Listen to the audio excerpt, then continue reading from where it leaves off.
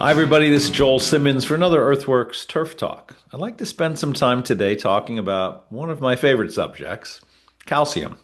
Calcium affects so many things in turf management. It affects cell wall structure.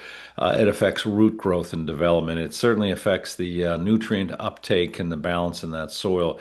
It can really reduce stress and affect disease resistance in a soil if calcium availability is present. And we know for a fact that calcium can affect soil structure. It will flocculate a soil, opening up the soil, allowing for more air and water to move through. Although I was shocked early in my career when I would write articles about calcium and talk about that particular subject and get so much pushback from the agronomic dinosaurs, as I like to refer to them. But let me go through this in detail. Let's talk about cell wall structure.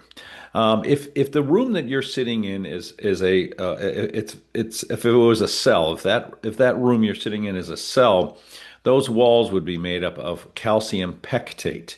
And the more calcium available to those walls or to those cells, the stronger the cells are going to be. So they're going to actually cement the cell walls together, creating rigidity so that the plant can survive physical structure and not get all banged up with wear and tear.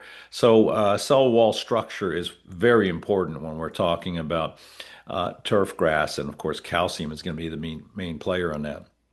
Root growth and development. Calcium actually accumulates at the root tip where the cells divide. So this allows the cell or the roots to go deeper into the soil and get denser and stronger. Low calcium levels will actually stunt rooting. And so if you're really trying to establish strong rooting on your turf grass, and everybody is, make sure the calcium levels are adequate and that there's available calcium. And we'll talk more about that. Number three would be nutrient uptake and balance. Actually, calcium in the soil profile improves cation exchange of all sorts of elements. It helps absorb other nutrients like magnesium, potassium, and it balances sodium from moving into the cell too aggressively, which can lead to sodium-induced wilt and other issues. If potassium isn't brought in properly and calcium helps that to happen, then sodium can start to really create a stress factor for any turf manager. Number four would be stress and disease resistance. Take a look at this picture. This is a picture of take-all patch. We learned early on that take-all patch is relative to manganese in the soil, but it's also studies have shown that ammonium sulfate can help reduce take-all patch. And one of the things that a lot of agronomists have told me is that by having ammonium sulfate in the program, it releases calcium, making it more available. So we started playing with calcium in specific incidences where take-all patch was a problem, and we were able to find some reduction in take-all patch, along with manganese and other good cultural practices. But in terms of stress and disease, it actually will help fight heat stress and drought stress and salt problems, as well as, of course, the structural issues and effect with that can be affecting the turgidity of the plant. And then, obviously, heavy traffic is going to damage the plant. More calcium, the stronger that plant's going to be. And lastly, but never least, is soil structure. We know we can flocculate soils by getting calcium into the soil profile. Take a look at these soil tests. Number 4 and 5 in particularly have very low calcium levels. And as we added calcium, in this case, it was a high calcium lime and some gypsum, we were actually able to flocculate the soil and open up those soils physically, allowing for more air and water movement to go through there.